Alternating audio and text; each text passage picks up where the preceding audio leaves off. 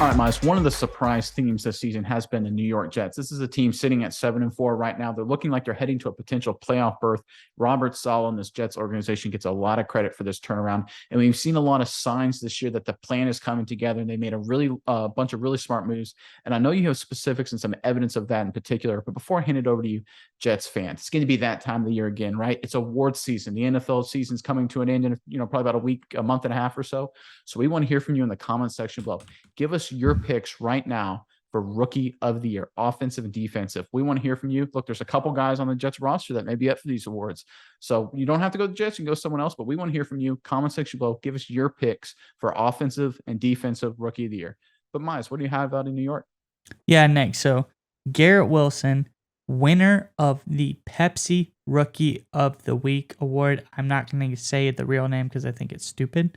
The Pepsi Zero Sugar Rookie of the Week is just stupid to me. But this But you is said giving. it anyway. Yeah. Well, I had to give some clarification. But this is the Jets' fifth consecutive week having a Rookie of the Week from Pepsi. And this 6-week overall that they've had it. So 5 consecutive. That's pretty big numbers. And you know what that means when you have 5 consecutive rookies of the week, Nick? That means that you are doing something right. These young guys that you have drafted are looking very, very strong. And Garrett Wilson is no exception to that. This past week versus the Bears, Nick, he has had his highest graded game of the entire season, coming out in the receiving department at an 84.4 grade.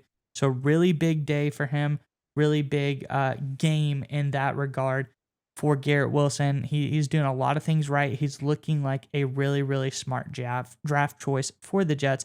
But it's kind of like you were alluding to, Nick. It's not just Garrett Wilson.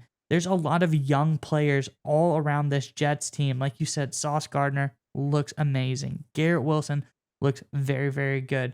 Quinnen Williams on the offensive line, not a rookie, but a young player. He looks like an animal. You don't want to have to go up against that guy. And then there's other things they're doing, Nick. Going with Mike White, going with the hot hand, a guy that's a little bit more aggressive, a guy that's has a little more moxie, better leadership. Maybe he's a little bit more mature. I like that decision too.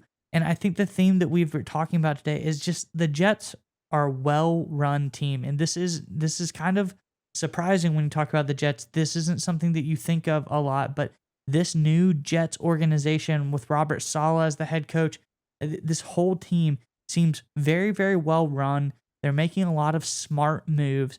They feel like they can't do anything wrong at this point, Nick. Everything they're doing seems like a very, very good move, don't you think?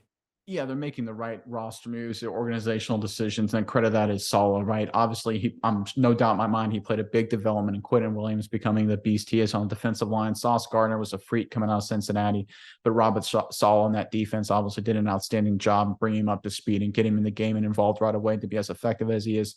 Garrett Wilson's an animal, obviously coming out of Ohio State too. So again, Saleh's done an outstanding job. You talked about the Mike White decision, clearly the right move for the locker room and for just the offense in general. And how about the fact they're doing this with all the injuries they've had at left tackle and right tackle too, frankly, for that matter. They've been absolutely decimated at the most important positions on the offensive line, and they managed to keep it together. And Mike White had obviously a big day last week, and they're looking for more of that going forward. But Miles, I want to take a step back a little bit, and obviously we can talk about the roster moves and things like that Saleh has done. But I want to talk about the stability he's brought to this organization, because people forget through 3 weeks of the season, the Jets were 1-2, and their one win was like an onside kick miracle win against the Cleveland Browns. They lost bad to the Ravens, and they lost bad to the Bengals, right? This was a team that was not looking like they're going to be the contender they were, but they turned it around under Saleh. They steadied the ship. We see this from really good coaches. The Belichick Patriots always seem to start slow, but then they pick it up. Andy Reid and the Chiefs have had a few years where they've started slow. They've picked it up, right? We see this from good coaches with well-run teams that know how to execute and get better. And that's exactly what the Jets look like they've become, right? They're looking to get better. They're developing. They're, week 1, week 2, week 3, that's not their high watermark. They're improving on that. And their trajectory right now is absolutely outstanding. And I think a lot of credit goes to Saleh, not just in the decisions he's made, just running the team, roster moves, things like that, but also the steady, solid presence he's had running it from the coaching staff. Yeah, Nick. And I think all of that is going to come under test in the next few weeks. Because looking at the schedule coming up, I'd be willing to say I'm not, a scheduleologist here.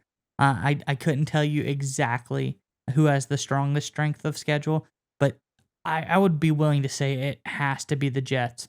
It's going Vikings, Bills, Lions, Jaguars, Seahawks, Dolphins. That has to be one of the hardest schedules coming out of the rest of the season, which isn't a bad thing. Testing yourself when you're trying to make a playoff run, going into the playoff run, if you can do some good work against, 5 out of these 6 teams all have playoff hopes, aspirations. I'd say 4 out of the 6 teams, actually. I was misreading that. The Lions don't really have playoff hopes, but I think they're a very tough team to play against. So 4 of the 6 teams playoff hopes. If you can do maybe split, go 4-2 down that stretch, I think you feel pretty good about yourself 100%. going into the playoffs, and you feel like, okay, we can do or beat anybody that we run into down the stretch. So I think this next stretch of games for the Jets is going to be very testing, but I think Saleh and all of these very strong players all around the ball are going to pull them through a lot of these tough games.